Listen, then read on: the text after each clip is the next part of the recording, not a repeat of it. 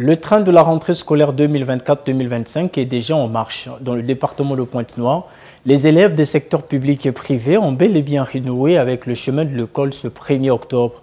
Pour jauger l'effectivité de cette reprise, le secrétaire général du département, Jean-Pascal Koumba, la présidente du conseil municipal, maire de la ville, Evelyne Titiel, et le directeur départemental de l'enseignement général, Frédéric César Bayonne, ont effectué une descente sur un échantillon d'établissements scolaires. Reportage. Dès les premières heures de la matinée, 7 heures pour être exact, nombre d'élèves, comme c'est le cas ici au lycée Victor Augagneur, consultaient leur nom sur les affiches pour confirmer leur classe et y accéder. Pendant ce temps, d'autres se livraient déjà à l'éducation physique et sportive, premier cours du jour. Dans les salles, la sérénité est démise. Chacun veut amorcer l'année sur un bon pied. Le train de l'année scolaire 2024-2025 est déjà en marche.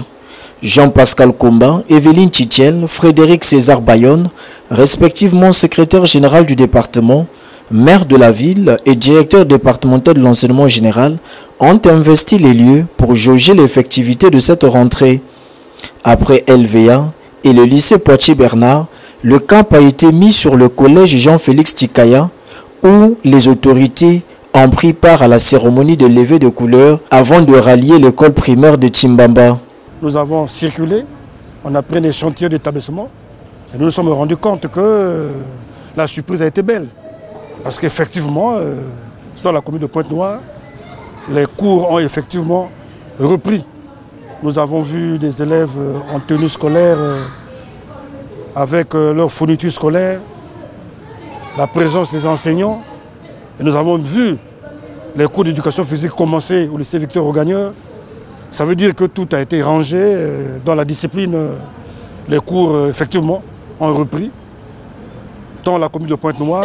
Sur instruction du secrétaire général, le directeur départemental de l'enseignement préscolaire primaire, secondaire et de l'alphabétisation a poursuivi cette descente à Tiambanzassi, où le constat est plus ou moins satisfaisant. Après avoir visité quelques structures scolaires de Pointe-Noire, nous voici dans la communauté urbaine de Tiambanzassi, où nous avons constaté en visitant l'école primaire, le préscolaire, le lycée de Tiamba, puis ici où nous sommes à Fouta, que l'école a bel et bien commencé. Effectivement, il y a quand même quelques hésitations de la part de certains élèves, mais ce qui est très marquant, je crois que vous l'avez constaté avec nous, au lycée, il y a certains élèves qui étaient en civil, ils n'ont pas de tenue, mais ils ont quand même voulu marquer le pas pour manifester leur adhésion à la rentrée scolaire.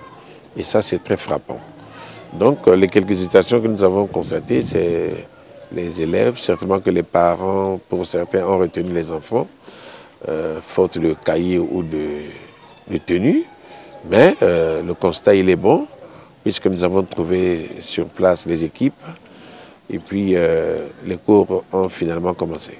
Le président de l'association des parents d'élèves et étudiants du Congo, Antenne Pointe-Noire, a de son côté profité de la circonstance pour passer un message à l'ensemble des parents et élèves du département de Pointe-Noire. L'école a déjà commencé à ouvrir ses portes.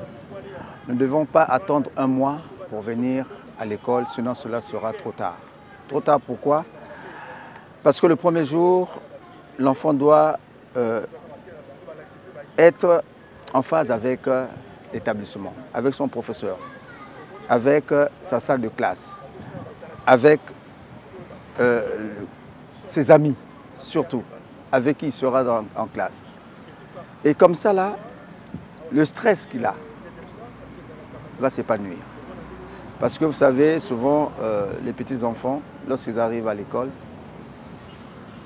ils sont un peu stressés. Mais dès lors qu'ils arrivent, dès le premier jour, pour eux, ils se marient aussitôt avec l'école. C'est pourquoi je rappelle aux parents de ramener les enfants à l'école. Tenus ou pas, qu'ils amènent les enfants à l'école pour que dans notre département, nous puissions parler effectivement